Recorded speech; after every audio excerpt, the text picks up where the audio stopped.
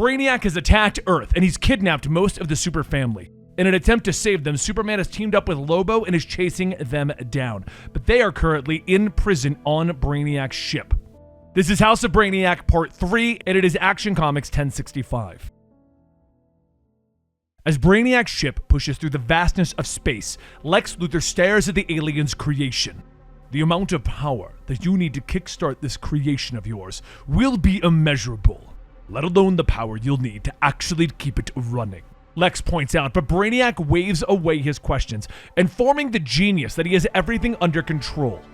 As they continue to work, Lex begins to question why the cold and calculating Brainiac would ever align himself with Lobo's race of the Caesarians. To employ such mindless creatures of chaos, it's beneath you, Lex points out, but Brainiac merely smiles. Their role will become clear in due time, but for now, their impulses are occupied as they deal with the last son of Krypton, Brainiac tells him. Meanwhile, across the galaxy, Superman and Lobo have been waylaid by General Chakal and his horde of Caesarians. I love a good fight, Superman, but we need to get to solid ground, Lobo shouts as their bikes are destroyed, but luckily Superman is capable of flight, using his heat vision to destroy the Caesarian space hogs. He taking out a hog! Swarm him! Chakal shouts. Lobo kicks one of the warriors free of his ride, hopping aboard it. The longer we fight the Caesarians, the farther Brainiac's ship is going to get. We need to get some distance, Superman shouts to his companion, though Lobo isn't a fan of running from a fight. We're not running. Consider it changing the playing field, Superman shouts at him, and Lobo grumbles his complaints but hits the boost on the hog and the pair roar away from the fight. Meanwhile, inside of Brainiac's ship, Kara and Connor stare in shock. Having recently broken free of their bottle prison, they are surprised to find that they're still shrunken. So yeah, this didn't go as planned, Kara points out, and Connor nods. Why are we still fun-sized? He ponders, looking down at his own hands, realizing that something is suppressing his powers. I think I can still feel my tactile telekinesis. I can't manipulate it, Connor says. Kara turns back to the rest of the family in their bottles and sees that the twins are trying to point at something. The ground begins to shake around them, and Kara and Connor hide as two massive alien animals stomp past, growling and sniffing the air. We can't just sneak around the ship, Kara, Connor points out, but Kara shakes her head, explaining that something is distracting Brainiac, and that's why no alarms were tripped when they broke free of their bottle prisons. She motions to some of the Brainiac drones that are working. Check it out. I think the drones are all busy helping Brainiac and Lex build something, she says, and as the pair move through the room, Kara believes that they should free the rest of the family, but Connor shakes his head. No, they'd be in the same boat as all of us, small and powerless, but Kara turns her head, seeing Livewire and Parasite in their torture bonds. I have an idea, she says. Sagging in her bonds, Livewire glances up, shaking her head. Oh great, I finally lost it. I've done lost my marbles. I'm seeing mini super people. Livewire mumbles as Connor and Kara climb the torture devices, Kara glaring at her. Listen up, Livewire, Kara begins to shout, explaining that Superman trusted both her and Parasite. You want to continue that and help us get home? Or would you rather be tortured by Brainiac? Kara says. So Livewire and Parasite glance at each other. Go on. Livewire finally agrees. Moments later, Kara and Connor are sitting on the supervillain's shoulders while Kara leads them through the ship, explaining that she's been on several of Brainiac's motherships and the layouts are all usually the same.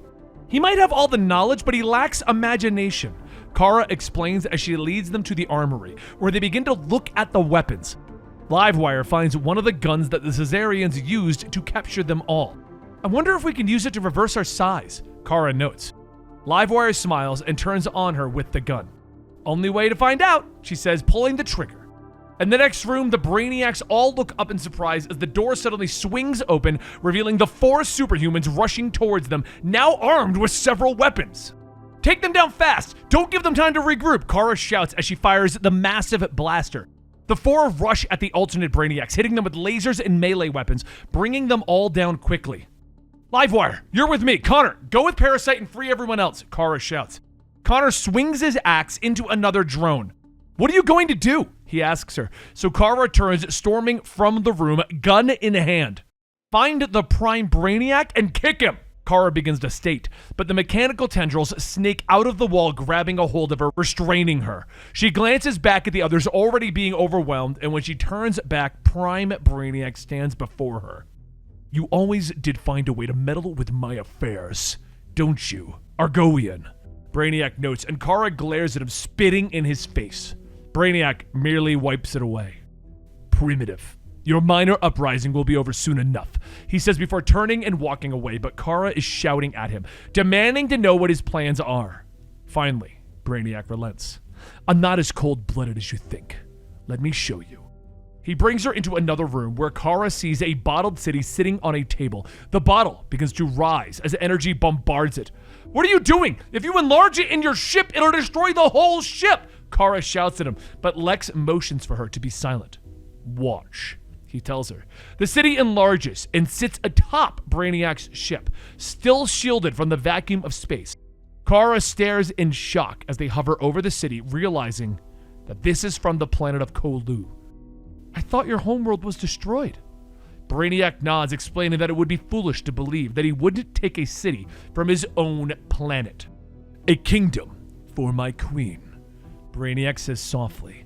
But Kara has heard enough. That's enough info for me, she says as she slashes free of the tendrils with an alien knife from the armory. She grabs a hold of Lex, leaping off the edge of the platform. The two begin to plummet down into the city below, with Kara shouting to Lex that he's going to tell her what's going on. You're crazy! You can't fly here! Lex shouts to her, but Brainiac glares at them and turns to one of his drones. Alert the others to collect Supergirl, but Luther is no longer needed. Shoot to kill, Brainiac orders. Meanwhile, Lobo and Superman have arrived at the Hardcore Station, an alien world where Lobo knows that they can find information on Brainiac's whereabouts. Lobo finds his contact, an alien named Space Cabby. The man tries to run away, but Lobo grabs him, demanding to know where Brainiac is. No idea! Anybody with any smarts is keeping as far away from him as possible, Cabby says, explaining that his Caesarian army has been going to planets and is stealing anyone with powers. Oh yeah, it's been real fun, a voice calls out, and Lobo and Superman turn as the alien crowds part to reveal General Chakal and his goons. Cabby turns, dashing off into the city. Good luck, Lobo! If you need a ride later, call somebody else! Cabby shouts over his shoulder, and Chakal smiles at the pair, offering to kick their asses or sit down and make a deal. Superman glares. I would never make a deal with you, Chakal. But the Caesarian smiles, motioning to Lobo. I wasn't talking to you, Kryptonian. He stalks towards Lobo, offering to have him take over as the head of his army. I was in the Brainiac bottle for a long time, the biggest dog in a small yard, but this dog is getting old. Now I'm man enough to admit when it's time for me to step down, but none of these yahoos have what it takes to step up. I need a successor, and my gut tells me it's you, Lobo. Do you have what it takes to be the boss? Lobo thinks about it for a moment before reaching out, clasping hands with Chakal. I'm up for the challenge, you bastard!